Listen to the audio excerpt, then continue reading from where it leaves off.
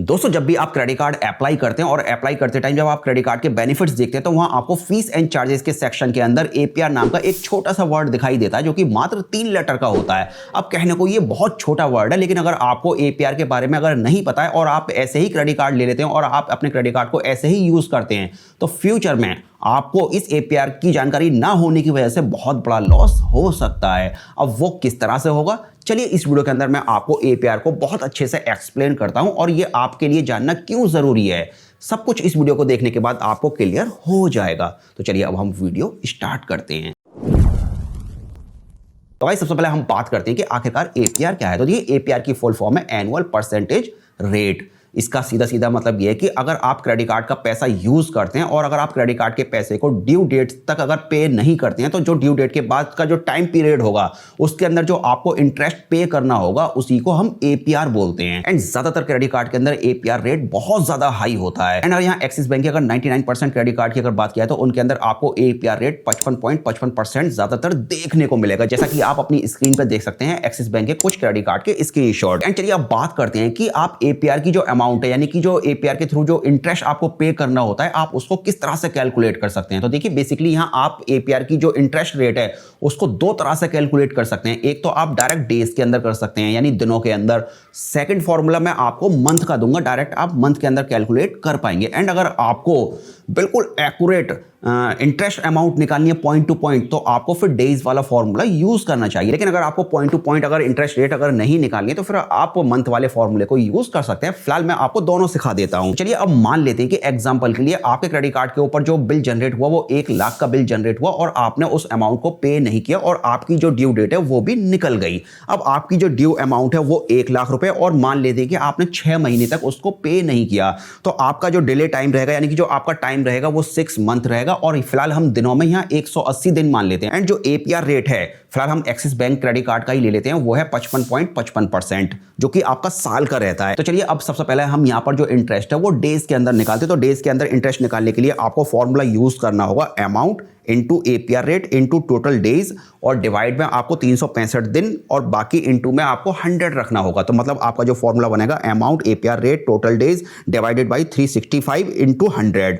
And amount के अंदर आपकी जो अमाउंट है वो 1 लाख की अमाउंट है, हमने 1 लाख की अमाउंट यहां पर रख दी है। एंड एपीआर रेट हमारा 55.55 का है एंड हमारे टोटल डेज जो है वो 180 के हैं एंड डिवाइड में हमारा 365 और इंटू 100 रहेगा। एंड जब आप इस सारी कैलकुलेशन को कैलकुलेट करेंगे यानी कि सॉल्व करेंगे तो आपका जो आंसर निकल के आएगा वो 27,394 निकल के आएगा। इसका मतलब ये है कि अगर आप 1 लाख रुपए की अमाउंट को अगर 6 महीने तक यानी 180 दिन तक अगर पे नहीं करते हैं तो एक्सिस बैंक क्रेडिट कार्ड के अंदर आपको एज ए इंटरेस्ट 27,394 रुपए पे करने होंगे। मतलब 6 महीने बाद जो आपको टोटल अमाउंट पे करनी होगी वो 1 लाख रुपए प्लस 27,394 रुपए यानी कि टोटल आपको 1,27,394 रुपए पे करनी होगी। अगर आपको इंटरेस्ट पर डे का अगर काउंट करना है तो फिर 27,394 में आपको 180 से डिवाइड करना है और आंसर 152 के अप्रॉक्स निकल के आएगा। इसका मतलब यह है कि आपको जो पर डे इंटरेस्ट लगेगी वो 152 रुपए की लगेगी। और यहां मैं आपको एक बात बिल्कुल क्लियर कर दूं कि क्रेडिट कार्ड के अंदर जो आपको इंटरेस्ट पे करनी होती है वो पर डे के बेसिस पे करनी होती है और इस वजह से जो इंटरेस्ट अमाउंट है वो बहुत ज्यादा हाई हो जाती है। एंड चलिए अब यहां पर हम मंथ के अंदर कैलकुलेट करना सीखते हैं। तो मंथ के लिए आपको फॉर्मूला यूज करना होगा amount into APR rate into total month. Total days की जगह आपको टोटल मंथ काउंट करना है एंड डिवाइड में आपको 12 इंटू 100 लिखना है। 365 की जगह आपको 12 लिख देना है। मतलब आपको दो चेंजेस करने हैं, एक तो आपको डेज की जगह मंथ लिखना है और 365 की जगह आपको 12 लिखना है। मतलब एक साल में 12 महीने होते हैं इसलिए यहां पर आपको 12 लिखना है। अब अमाउंट के अंदर आपको 1 लाख रुपए लिखने हैं, 55.55% का हमारा एपीआर रेट है और टोटल मंथ हमारे 6 मंथ हैं और डिवाइड में हमारे 12 इंटू 100। जब हम इस कैलकुलेशन को अगर सॉल्व करते हैं तो हमारा जो आंसर निकल के आता है वो 27,775 रुपए निकल के आता है। तो अब आपको जो फाइनल अमाउंट पे करनी होगी 1 लाख रुपए की, तो अमाउंट वो क्रेडिट कार्ड की अमाउंट है ही जो आप ऑलरेडी यूज कर रहे हैं। बाकी इंटरेस्ट आपका 27,775 आया तो टोटल अमाउंट जो आपको पे करनी होगी 6 महीने बाद 1,27,775 रुपए पे करनी होगी। एंड यहां पर आपने एक बात नोटिस की कि जो हमने मंथ में इंटरेस्ट निकाली वो 27,775 निकल के आई और बाकी जो हमने डेज के अंदर कैलकुलेट की तो वो 27,394 रुपए यानी कि कम इंटरेस्ट निकल के आई। तो इसकी वजह यह है कि जब हमने डेज के अंदर इंटरेस्ट निकाली तो वहां हमने केवल 180 दिन काउंट किए थे और मंथ के अंदर हमने डायरेक्ट 6 मंथ यूज किए। अब 6 मंथ के अंदर अगर हम बिल्कुल एक्यूरेट अगर डेज डेज की अगर संख्या काउंट करें तो वो 182.5 निकल के आती है। तो हमने जब डेज में इंटरेस्ट काउंट की तो वहां लगभग 2.5 दिन का हमारा अंतर आया, मतलब 2.5 दिन की जो इंटरेस्ट है वो हमने कम निकाली थी। तो दोस्तों अब आपने यहां देखा कि जो हमारी 1 लाख रुपए के ऊपर मात्र 6 महीने के लिए जो इंटरेस्ट बन रही है वो 27,000 यानी कि लगभग 27,500 रुपए के आसपास बन रही है, जो कि बहुत बड़ी अमाउंट है 1 लाख रुपए के ऊपर। और यहीं पर अगर हम कहीं और से अगर लोन लेते, मान लेते कि हमने 1 लाख रुपए का लोन कहीं और से लिया, तो जनरली अगर आप कहीं और से लोन लेते हैं तो आपको 10 से 12% के इंटरेस्ट रेट पे नॉर्मली आपको मिल जाता है, अगर आपका सिविल स्कोर थोड़ा बहुत भी अगर ठीक ठाक है। तो फिलहाल हम एग्जांपल के लिए मान लेते हैं कि अगर हमें 10% के इंटरेस्ट रेट पे अगर कहीं से हमें लोन मिल जाता है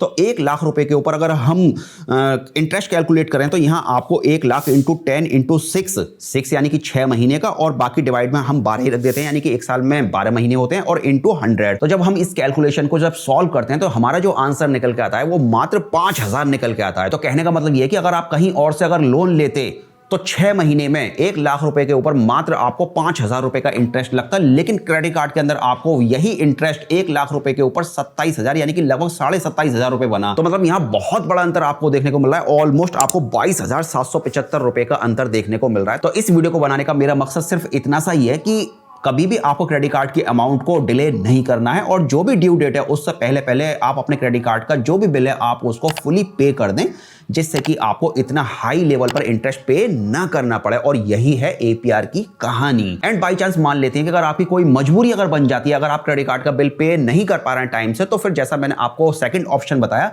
आप कहीं और से लोन लेके क्रेडिट कार्ड का जो बिल है उसको पे करें, बिकॉज वहां आपको इंटरेस्ट कम पे करनी होगी और आप क्रेडिट कार्ड का जो ये बिल वगैरह है आप उसको अपना क्लियर करें। और यहां पर फिर एक फायदा आपको ये भी होगा, अगर कहीं और से लोन लेके अगर आप क्रेडिट कार्ड का बिल टाइम से पे करेंगे तो आपका जो सिविल स्कोर वगैरह है वो भी काफी अच्छे से मेंटेन रहेगा और उसके ऊपर किसी तरह का कोई धब्बा नहीं लगेगा।